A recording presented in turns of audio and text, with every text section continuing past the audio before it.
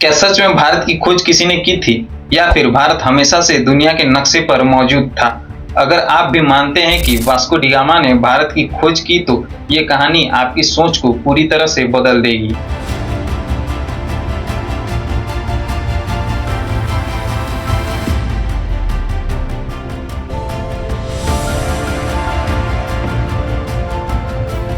भारत कोई छुपा हुआ देश नहीं था। यह हजारों सालों से एक समृद्ध सभ्यता का केंद्र रहा है। सिंधु घाटी सभ्यता से लेकर वैदिक काल तक भारत विज्ञान, गणित, व्यापार और संस्कृति में बहुत आगे था। यहाँ के मसाले, कपड़े और सोना दुनिया भर के व्यापारियों को आकर्षित करते थे। रोम, अरब, चीन के व्यापारी भारत आते जाते रहते थे।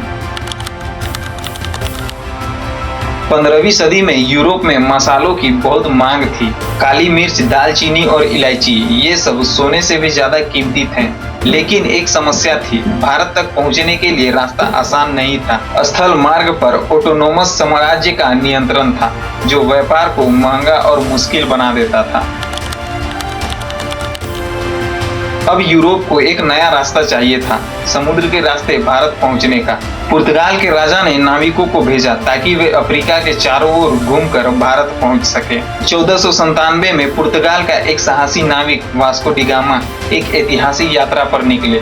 उसने अफ्रीका के दक्षिण सिरे कैप ऑफ गुड होप को पार किया और आखिरकार 1498 में भारत के कलहट्टी पर पहुंच गए। लेकिन यहाँ एक बड़ा सवाल उठता है, क्या वास्को डी गामा ने भारत की खोज की? इसका सही जवाब है नहीं। भारत पहले से ही एक विकसित और समृद्ध देश था। वास्को डी गामा ने सिर्फ भारत से यूरोप तक एक नया समृद्ध रास्ता खोजा था।